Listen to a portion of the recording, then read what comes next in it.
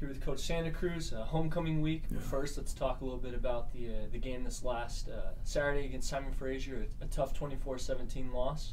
Yeah. Just what are your thoughts on the game and how things played out? Yeah, it's losses never sit well, and essentially it's a loss. And so you look at the games, you go back to say, okay, what did we do well? What did they do well? One is they played.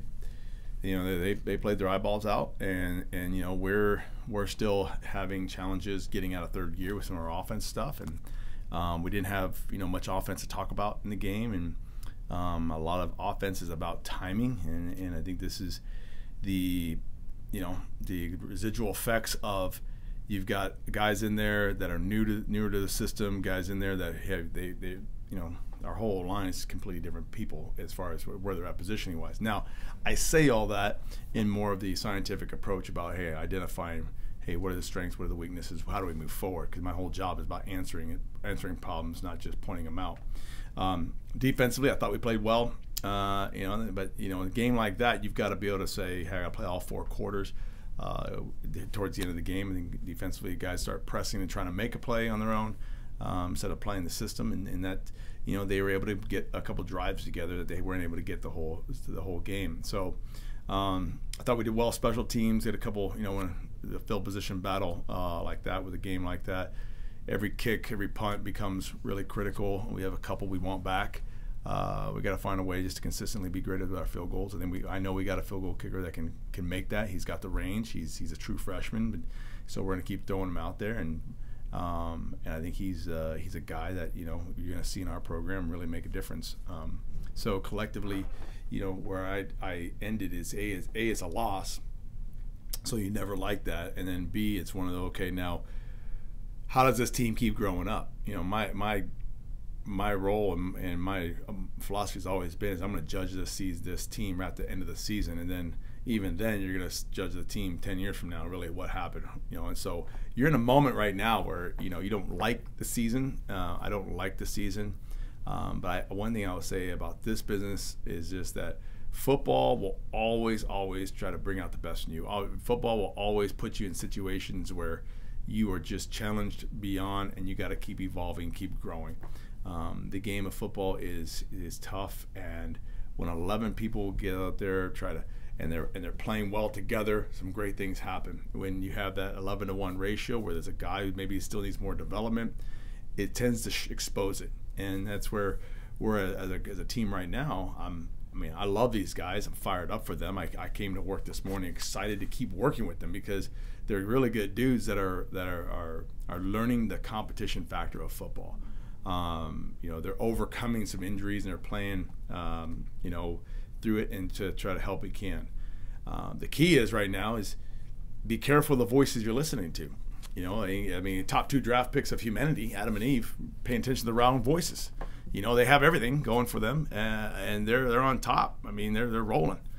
You would say they have a dynasty, we'd say, right? And what happens? You start listening to the wrong voice. Listen to the wrong voice about, hey, maybe you don't have enough, maybe it's this or that, and you listen to the wrong voice, and quickly everything falls apart. So at this right now is, hey, let's make sure we're listening to the right voices, listen to keeping your eyes focused on, hey, what is something tangible that we can get better, not allowing the emotional hijack, which anytime sports is emotional. It is. It's emotional for everybody involved, coaches, fans, football players, athletes.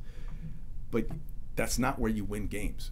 The game will bring out the best. The game will test your training. The game will test your will and your trust. The game will put you in situations that you say, you know what, don't blink. And that's what I love about it, as we're trying to train these young warrior men who they're going to have tougher situations down the line. And I don't want them to blink when family's on the line. I don't want them to blink when that job's on the line. I don't want them to be a guy who starts listening to the right voices, listening to the training, trusting it, not trying to find a way of, hey, how do I protect myself? And hey, what about me? And that sense of, hey, they're at a place where they got to move forward. And I'd say for them is this, going forward in the same way that our Adam and Eve run away. It's like they felt naked afterward. Well, no one's taking your clothes. All right, don't feel naked. All right, at this point, it does not matter what others say right now. It matters what we do to get better, and that's where I took it as a head coach. And I know as for players, my heart feels for them because they're young men. But I know right now they got to go through it, and I'm going to help them, lead them through it, because if they can get this key point in life, then when the feet's really to the fire, when their marriage is on the line, when their kids are going through things, when their jobs and their companies are in this, they're not going to blink. They're going to remember, hey, old Coach Santa Cruz said, hey, listen to the right voices, all right? Listen to the right voice. You stay steady, young man. You stay steady, and you're going to persevere. It's going to turn in a rate. We've always seen that happen, and so we're doing those things that we have to make it forward. So I'm excited about this group. I am. I love them, and I think it's a great day to be a Coug, man. I know that. And talk about being excited. We're coming into a huge week here, homecoming week. Oh, man. Just talk about, the homecoming experience in the past and how excited you are for the upcoming.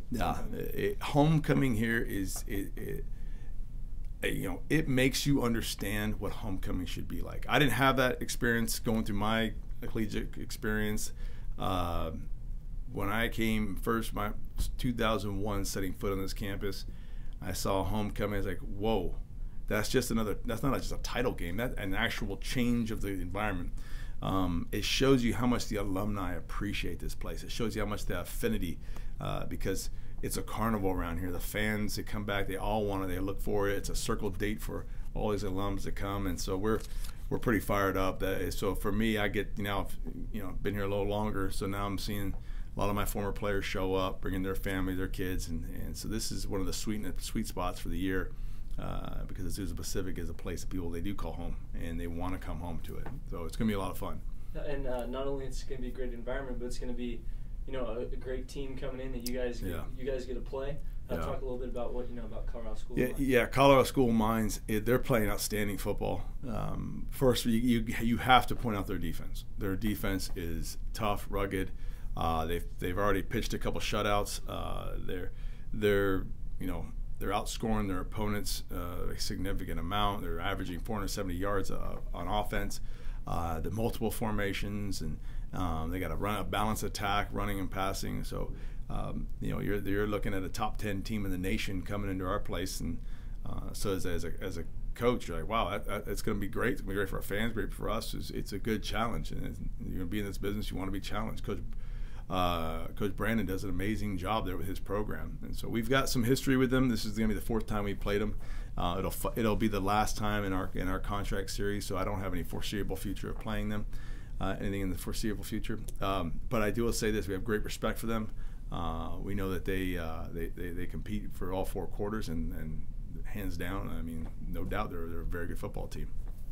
Well, Coach, best of luck this week. All right, look forward to it.